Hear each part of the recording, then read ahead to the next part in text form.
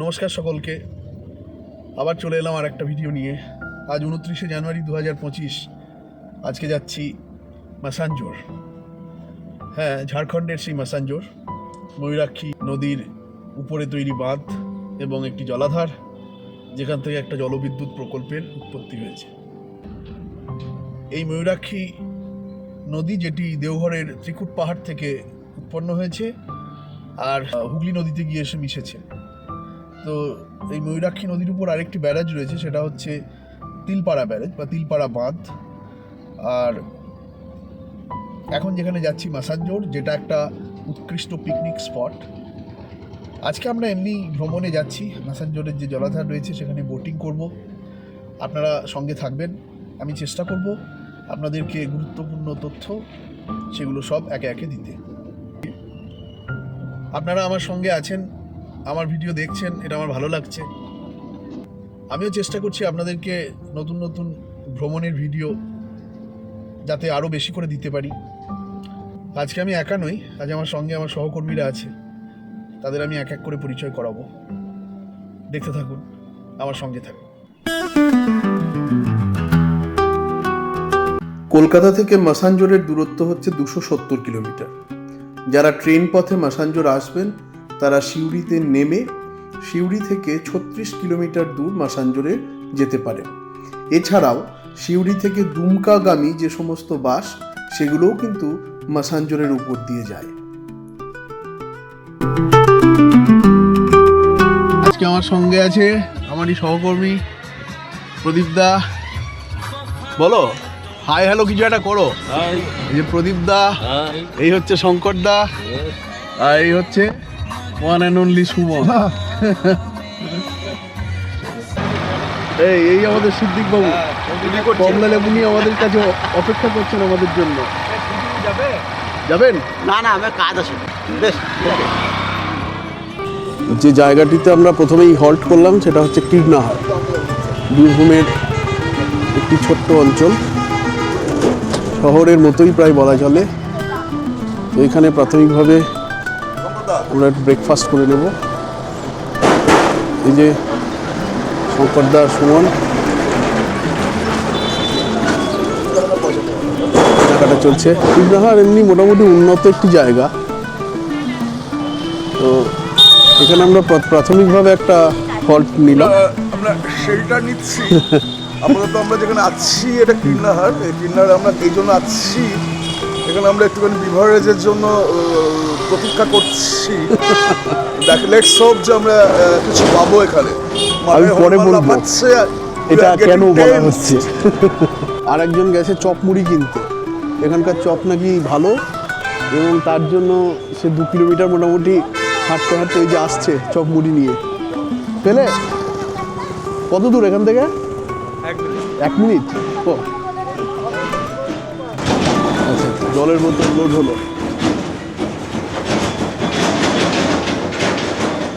খাবার দাবার সব লোড হলো।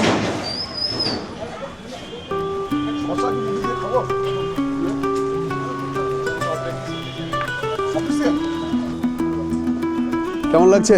খুব ভালো ভালো ভালো। মেসেঞ্জরের দিকে রওনা হয়েছি। হ্যাঁ, ধরে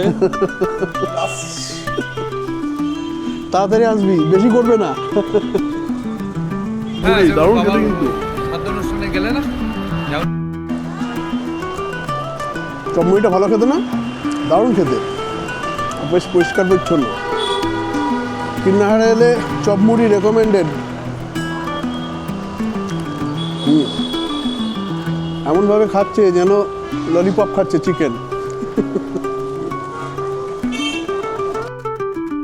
আমরা চলেছি সড়ক পথে মাসাঞ্জোর, অর্থাৎ কাটোয়া, কেতুগ্রাম, ফুটিসাঁকো, কীর্ণাহার, সিউড়ি হয়ে সোজা মাসাঞ্জোর। মাসাঞ্জোর একদিন অর্থাৎ সকালে গিয়ে বিকেলে ঘুরে আসার পক্ষে একটি আদর্শ জায়গা। এছাড়াও আপনারা ঘুরে দেখতে পারেন আশেপাশের বক্রেশ্বর কিংবা পাথরচাপড়ি কিংবা তিলপাড়া ব্যারেজ। মামা ভাগ্নে পাহাড়ও এখান থেকে বেশি দূরে না। আজকে মোটামুটি সব জায়গায় চপ টেস্ট করবো। ওদিকে কীর্ণাহারের চপ টেস্ট করলাম। এটা এই জায়গাটার নাম কি? রানীশ্বর। এটার জায়গাটার নাম রানীশ্বর। রানীশ্বর কিন্তু ঝাড়খণ্ডে। এখানকার চপ খেলাম, দারুণ খেতে কিন্তু চপ। চপ আমি দুটো হয়নি, দেড়খানা। Heavy taste.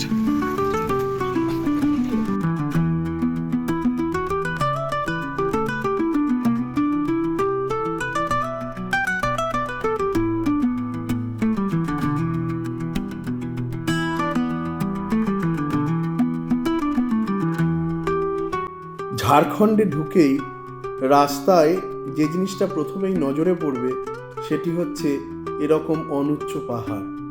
এগুলো ছোটনাগপুর মালভূমির সব এক্সটেনশন। ময়ূরাক্ষী নদী ঠিক এর ভেতর দিয়েই বয়ে গেছে।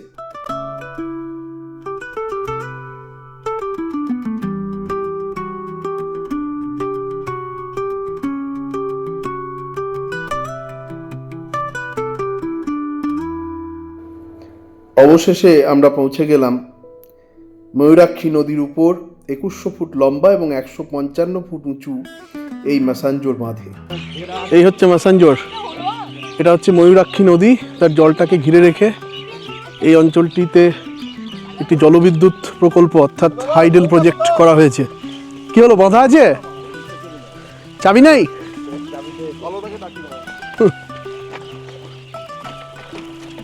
সামনের এই বাঁশটায় পা দিয়ে যাবি, মাঝের বাঁশটায় পা দিয়ে যা। এই তো দারুণ জায়গা তো। হ্যাঁ, এই হচ্ছে মাসাঞ্জোর। মাসাঞ্জোর আসলে ময়ূরাক্ষী নদীর জলকে ঘিরে একটা ড্যাম বা বাঁধ দেওয়া হয়েছে। এই জলটাকে ঘিরে রয়েছে প্রায় 1870 বর্গ কিলোমিটার মোটামুটি যা আয়তন। ওপারে জানি না ওপারের পাহাড়ের ওই অঞ্চলটাকে দেখা যাচ্ছে কিনা। এটা আসলে ময়ূরাক্ষী নদী। ময়ূরাক্ষী নদী কিন্তু সৃষ্টি হয়েছে দেওঘরের ত্রিকুট পাহাড় থেকে। তো সেই নদী এসে হুগলি নদীতে এসে পড়েছে। মাঝখানে এই ঝাড়খণ্ড আর পশ্চিমবঙ্গের উপর দিয়েই গেছে। পশ্চিমবঙ্গের এদিকে বীরভূম, তারপর মুর্শিদাবাদ, তারপর গিয়ে হুগলি নদীতে পড়েছে। আর এই যে নদীটার কথা বলছিলাম, এই নদীটা মোটামুটি 250 কিলোমিটার এর গতিপথ। তার মধ্যে 4টে অন্যান্য নদী এসে মিলিত হয়েছে, যেগুলো আসলে উপনদী। যে নদীগুলো মিলিত হয়েছে সেই সমস্ত নদীগুলো, একটা হচ্ছে ব্রাহ্মণী, একটা বক্রেশ্বর, একটা দ্বারকা আর কোপাই। তো এই নদীর জলটাকে ঘিরে এইখানে যে একটা রিজার্ভয়ার তৈরি করা হয়েছে, এটা আসলে জলবিদ্যুৎ প্রকল্পের কাজে লাগে। আর তাছাড়া এই অঞ্চলের জল বন্যার সময় কন্ট্রোল করা হয়। এখানে যে লক গেটগুলো আছে, লক গেটের বেটা ওই দিকে আছে, সেটা আমি এখন দেখাতে পাচ্ছি না, পরে যদি যাই ওদিকে তাহলে আপনাদেরকে দেখাবো। তো এই লক গেটগুলো বন্যা নিয়ন্ত্রণের কাজে লাগে। আপাতত জল কিন্তু সবুজ। আর এইখানে বোটিং করার একটা ব্যবস্থা রয়েছে, দেখা যাচ্ছে নিশ্চয়ই। একবার এইখানটায় যাই তাহলে বুঝতে পারবো যে কি সিস্টেম এখানে রয়েছে। বাবা, যেতে তো ভয় লাগছে, বেশ দুলছে।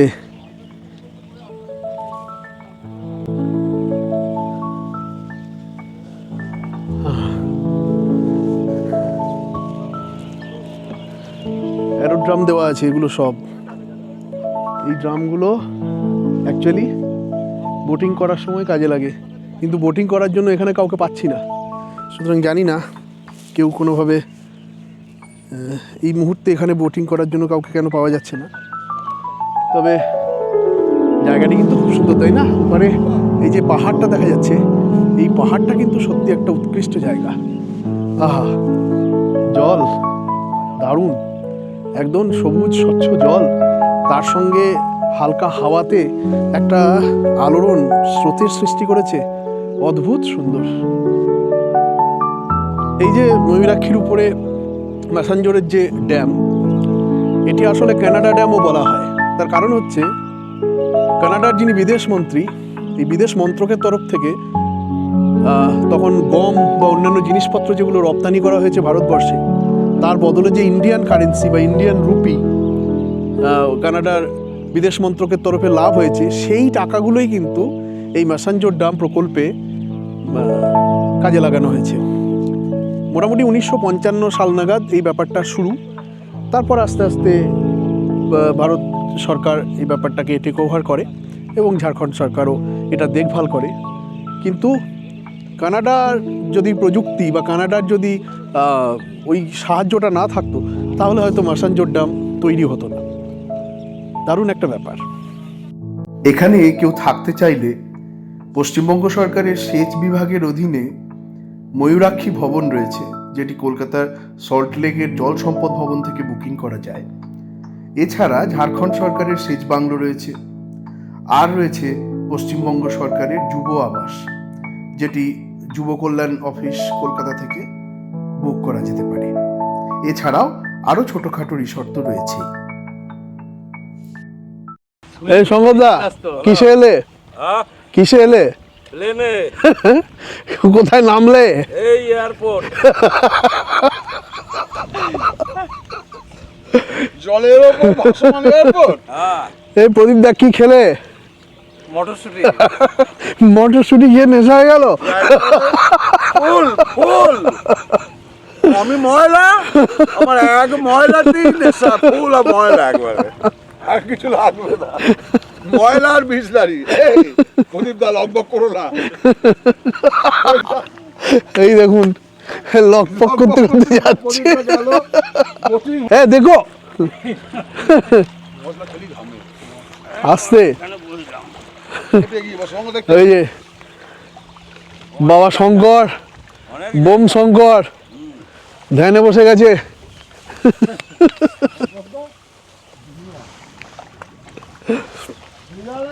সব ভালো, সব ঠিক আছে। ওই যে কি বলে, সব ঠিক আছে, সব ঠিক আছে।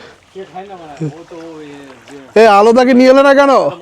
আলাদা এখন ব্যস্ত কি করছে? আলাদা জামাই বাড়ি গেছে, মোরা হ্যাঁ। মুড়ি খাবে। এইখানে বেসিকের মোড়টা কোথায়? ওই একটু দিয়েই ওহ,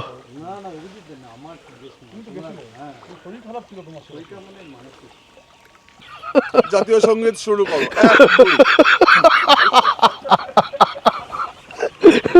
কি হবে? ওহ, বিরাট খেপামি। চান করবে? আমার একটা সিঙ্গেল ছবি তোলো। হ্যাঁ তো তোমার ওখানে ডবল আছে নাকি?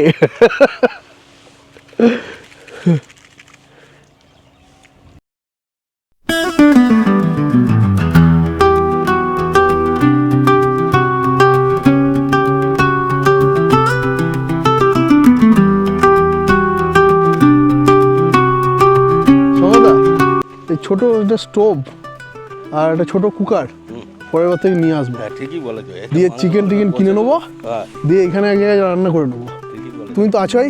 একদম। এটা ঠিক আছে। কে কে বলে যে মটরশুঁটি ছাড়াবে তুমি?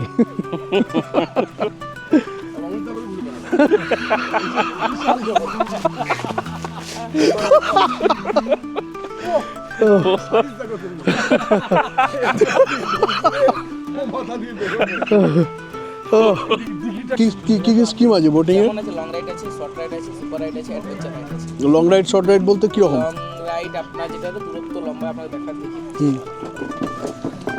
এদিকে আসুন।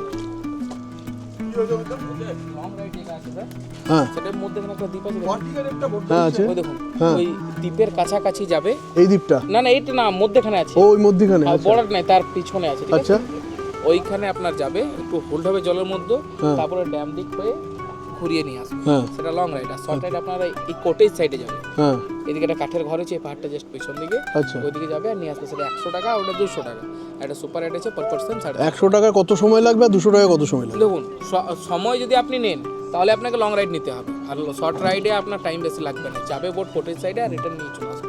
শর্ট রাইডে কত টাকা লাগবে? ওটা 100 টাকা পার পার্সন। পার পার্সন 100 টাকা। কতক্ষণ টাইম? আপনার বেশির থেকে বেশি ফটো তুলে নিয়ে এসে 8 থেকে 10 মিনিট। বেশি 8 থেকে 10 মিনিট। আর লং রাইডে? লং রাইডে আপনার 15 মিনিটের উপর হবে। 15 মিনিটের উপর? 15 থেকে 20 মিনিট। টাইমটা একটু কম হয়ে যাচ্ছে। স্পিড বোটে স্যার টাইম সেরকম হয় না, না স্পিড বোটে রাইড হচ্ছে, টাইমিং আমি কি করতে পারি? আর 200 টাকার বোটটা পার হেডটা নেবো, আধ ঘন্টা দিন। আধ ঘন্টা দিতে পারবেন না, আপনাকে স্লো রাইড দিতে হবে। না হলে একটা আছে, আপনি সুপার রাইডের মধ্যে নেন যে আপনার কোটেজ হয়ে যাবে, আইল্যান্ডে আপনাকে নামিয়ে দেবে, ঠিক আছে?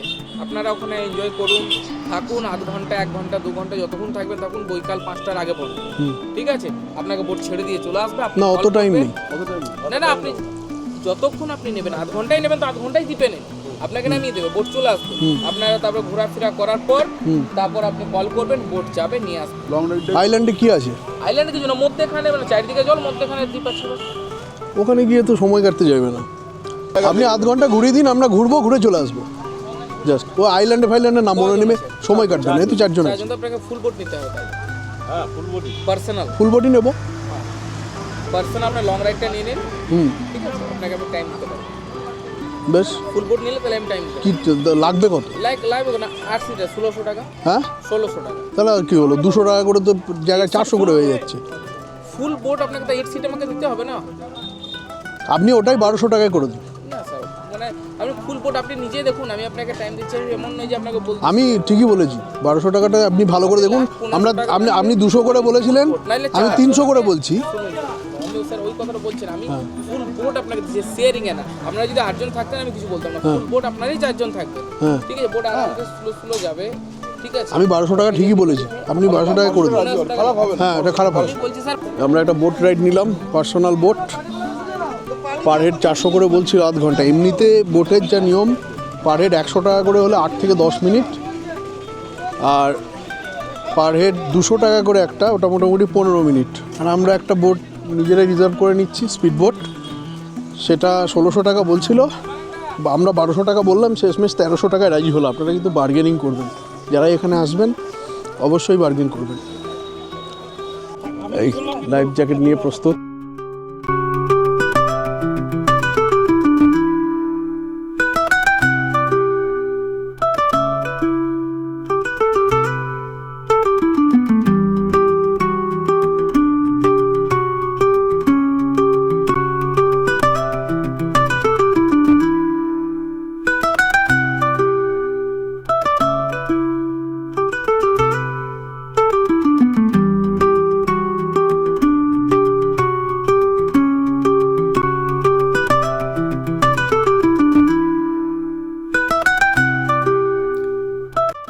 এই ম্যাসাঞ্জোর ড্যামটি আসলে অবস্থিত ঝাড়খণ্ডের দুমকা জেলায়, তবে সেচ আর জলবিদ্যুৎ প্রকল্পের সুবিধা কিন্তু পশ্চিমবঙ্গই ভোগ করে।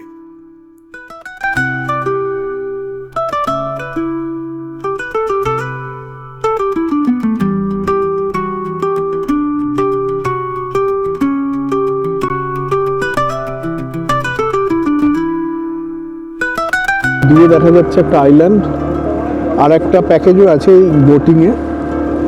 সেটা হচ্ছে যে বোটিং, এই বোটে করে আমাদের ছেড়ে দিয়ে আসবে ওই আইল্যান্ডে, তারপর সারাক্ষণ ওখানে কাটানোর পর তারপর আবার ফোন করলে ওরা বোট নিয়ে যাবে এবং সেখান থেকে আবার ফিরে আসা যাবে।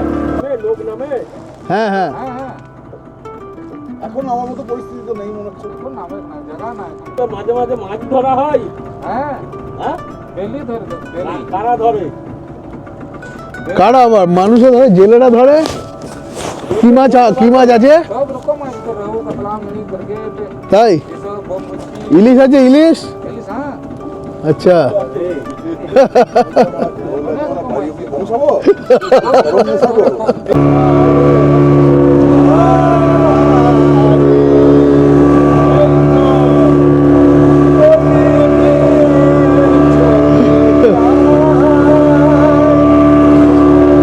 আরে আস্তে আস্তে চলে যাবো।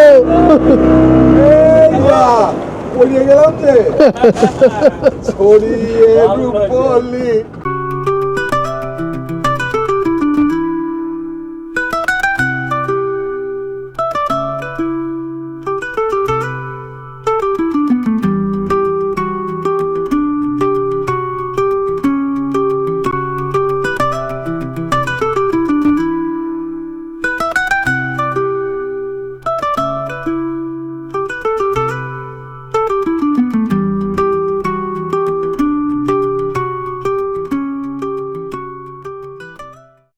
এই সুবিশাল জলরাশির মধ্যে বোটিং এ ছিল এক অনবদ্য অভিজ্ঞতা।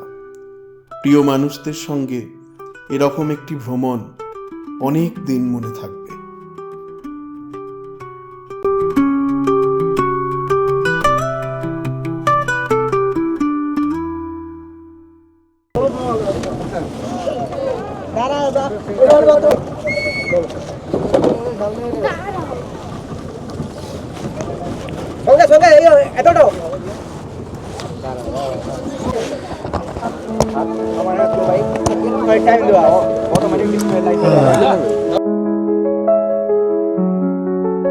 বন্ধুরা, আজকের ভিডিওটা যদি ভালো লেগে থাকে অবশ্যই একটি লাইক দেবেন, না ভালো লাগলে ডিসলাইকও করতে পারেন, আর চ্যানেলটা সাবস্ক্রাইব করে দিলে ভালো লাগবে।